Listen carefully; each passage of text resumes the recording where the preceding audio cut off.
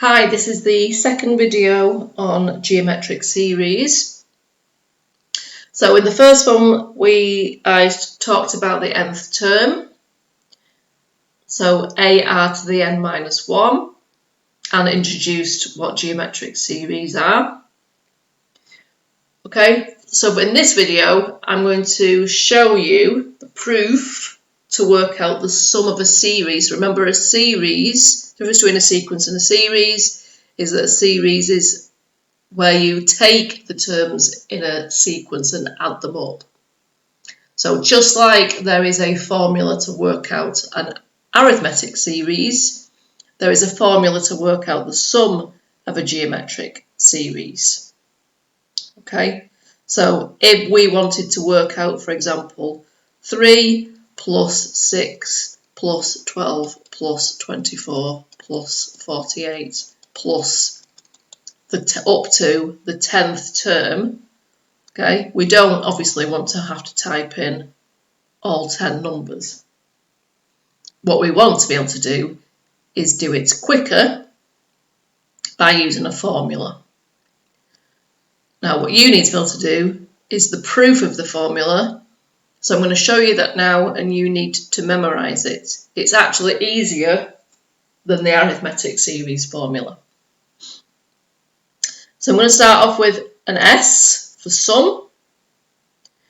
So A is the first term of a geometric series, plus AR, which is the second term, plus AR squared, plus AR cubed, and so on, up to the nth term, which would be the last term for n numbers.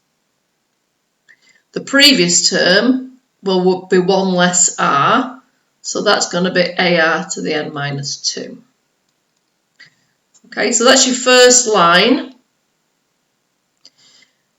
Now for the second line, what I'm going to do is I'm going to multiply everything by r. So that's the key to line 2. I'm going to multiply everything by r. So I'm going to, on the left hand side, I'll have rs. And then if I times that by r, I will have AR plus AR squared plus AR cubed. Just realised I'm missing R off. Plus AR to the 4.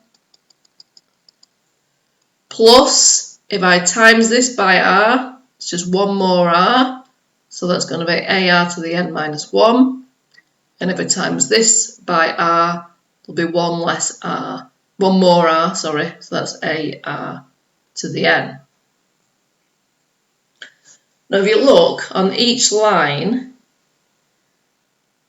most terms appear on each line. So AR to the 4 will be there, that's there, AR to the n minus 2 will be here.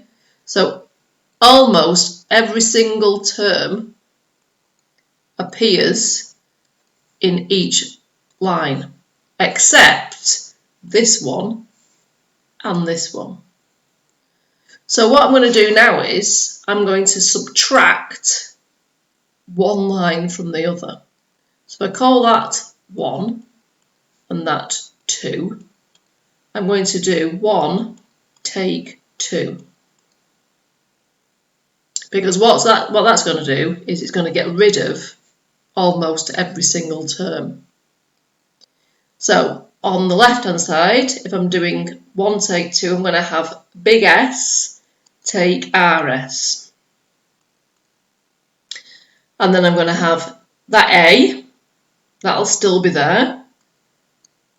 That take that is nothing, that take that is nothing, and so on. All of these cancel out, and I'll just be left with that take that. So almost everything disappears.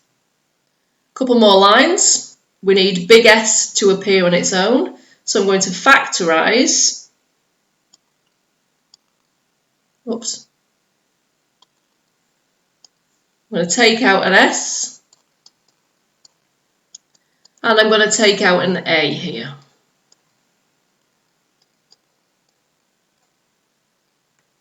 And then to get S on its own, I'm going to divide by 1 minus R. So S is A over, A 1 minus R to the N over 1 minus R. And that is the sum formula. So I'm just going to put a little subscript N there. Okay. You get that in the formula booklet.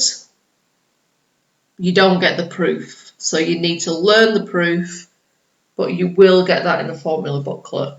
Now please note that is an N, not N minus 1 like it is in the nth term formula. So the nth term is AR to the N minus 1. In the sum formula, it's just an N. We see people, students get those mixed up all the time and put an N minus 1 in here. Okay, so don't put an N minus 1 in here, it's just an N.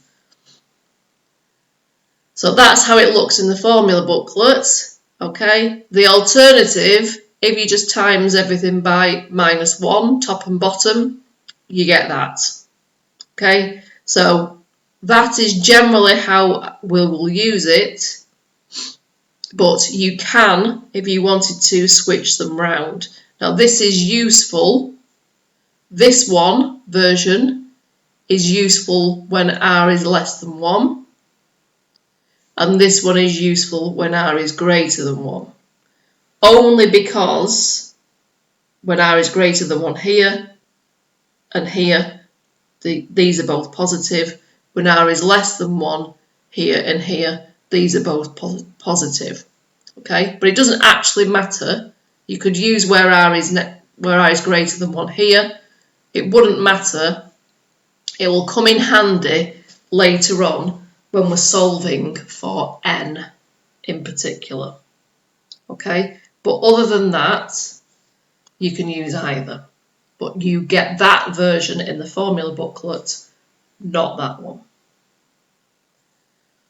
Okay, so let's put that into practice. First example. Find the sum of the first 10 terms of the geometric series. Okay, so if we make a note, A is 5, R is 15 divided by 5, which is 3, and N is 10. So the sum of 10 terms is A, bracket, 1 minus R to the N over 1 minus R. So we just need to stick that in our calculators. We will get some very big numbers for this. So 1 minus 3 to the 10 times 5. That is going to be 147,620. Okay, so just make a note of your variables, and then it's just sticking it into a calculator. Relatively straightforward. Find the sum of the first 8 terms of the series. So A is 2, R is 5, N is 8. Sum of 8 terms, A, 1 minus R to the N over 1 minus R.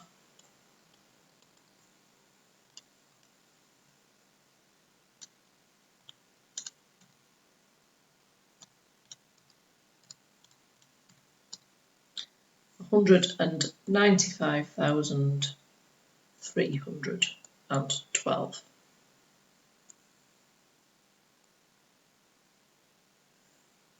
Okay, this one, signs are changing. Same thing though. A is going to be 2, R is going to be negative 4 divided by 2, which is negative 2. So the sum of 12 terms is A 1 minus R to the n over 1 minus R. Now just notice how I've written that. It's what 1 minus, this is R. Don't write it without the brackets because it's such a common mistake is to just change it like that. Okay, you might get the wrong answer. Now you won't in this case. Actually you would, because it's one take that.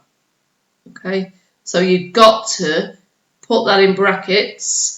That index has got to act on that negative, and then it's one take the result of that. So don't write it like that and change it. That would be a big wrong. So put some brackets, because remember your calculator, you need to put brackets around it in your calculator as well, otherwise that's going to be wrong.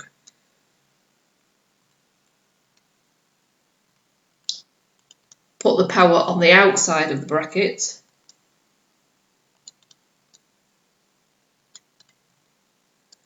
So you should get negative 2,730. The top is a negative result, and then 1 minus minus 2 is positive 3. Okay, so please just be super careful with that negative R. Okay, so you should now be able to have a practice on those questions just using the sum formulae. And that's the end of the second video.